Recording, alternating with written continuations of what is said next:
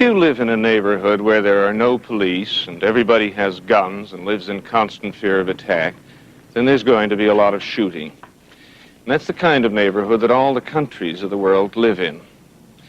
There are no international police, so every country keeps itself armed and ready for violence. But the kind of violence that countries get involved in, they have a special name for. They call it war, and it now happens on a very grand scale indeed. During the last 2 years of the Second World War, over 1 million people were being killed each month.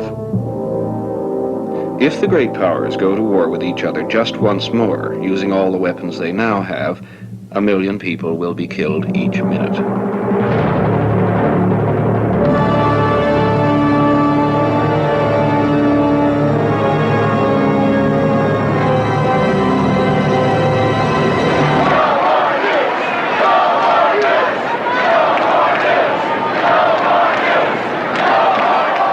The fear of nuclear weapons can now bring people out by the thousands to protest against the fate that's being prepared for them. But relatively few people will accept the direct connection between the weapons they fear and the whole system of absolutely independent national states that makes them necessary. Bombs are bad, national independence is good. We spend our time attacking the symptoms of our problem, not the cause. I come out here because I'm a believer, okay? And I am definitely opposed to increasing nuclear weapons because of my future, okay? I have 10 grandchildren, and believe me, I would like for the next 90 or 100 years that they enjoy that life. Should the Soviet Union have nuclear weapons? I don't think so. Why not? Почему нет? Because if we seek peace, and all peoples seek peace, the only way to go is for nuclear disarmament. Do you worry about nuclear weapons? I worry about war. A lot of people know that 70,000 died at Hiroshima, but very few people know that 225,000 died in Tokyo as a result of only 2 raids with conventional bombs. I was a bomber pilot a long time ago. I bombed Hamburg. 70,000 people died there when the air caught fire. 80,000 or so died at Dresden. And if you want to talk about numbers, 123,000 died at Iwo Jima. And they died at Lebanon, as you know, very recently. So the problem is war, not just nuclear war. There'd be a case for saying that the people who lived before the First World War were in just the same condition. Things were going to happen that they would never have envisaged. So you can say more truly of the First World War than of the Second or of the Third, that if people had known, they wouldn't have done it. The Second World War, they knew more and they accepted it. The Third World War, alas, in a sense, they know everything about it. They know what will happen or is likely to happen, and yet do nothing. I don't know the answer.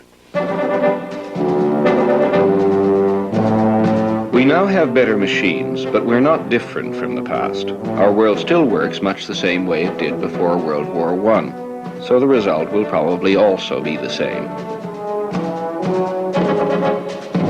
There was an arms race then too, especially in big important weapons like battleships.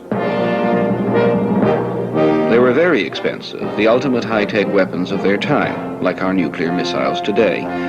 The nations counted each other's weapons with almost as much dread as we do, and raced to stay ahead.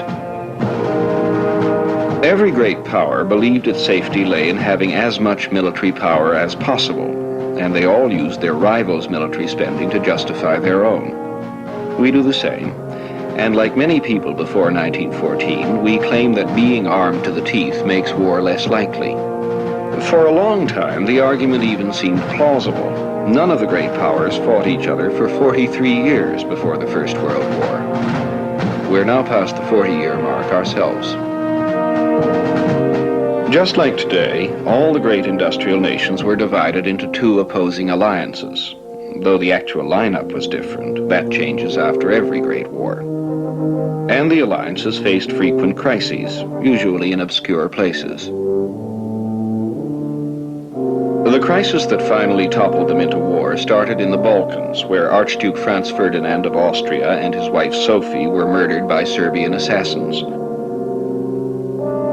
Austria declared war on Serbia, which was protected by Russia, and the alliances lumbered into action. In 1914, Tsar Nicholas of Russia spent weeks agonizing over whether to mobilize or not here at his summer palace, the Peterhof, near Leningrad. In some situations today, our leaders would have 30 minutes to decide on peace or war. The speed of thought has not increased since 1914, and even poor Nicholas didn't do very well.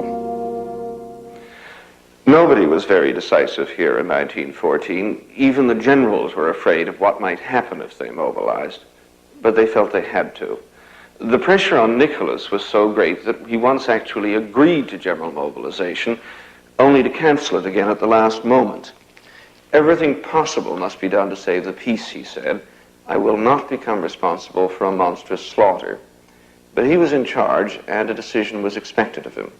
Russian interests had been challenged.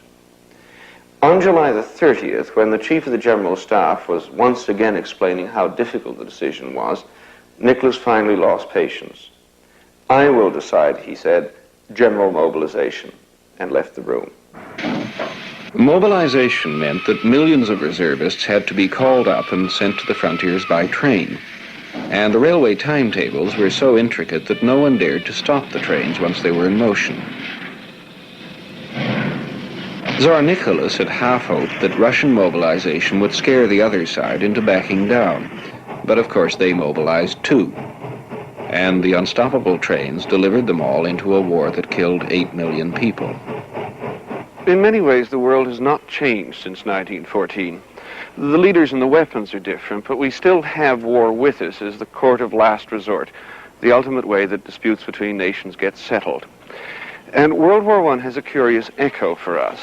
Then everyone believed that the military machine, once set in motion, could not be recalled. Now it's quite literally true. How do you call back a missile? But there's more to it than just that. All the conditions that led to the First World War are present now. The alliances, the arms race, the attitudes of nations as nations, the attitudes of their people. Even in an age of nuclear weapons, most people, if you ask them whether they'd fight for their country, will at least stop to think before saying no. The 25,000 people who packed the Plaza de Mayo in Buenos Aires in 1982 are celebrating an almost bloodless Argentine military triumph, the seizure of the Falkland Islands from Great Britain.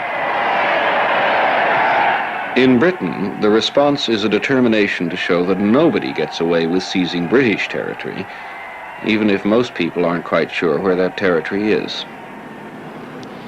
A senior British official recently remarked that Britain's emotional maturity and political stability entitle it to be a nuclear power. He said it a few months after about half the British fleet sailed maturely out of this harbor to take back some barren islands 8,000 miles away that are of no real value to either Britain or Argentina.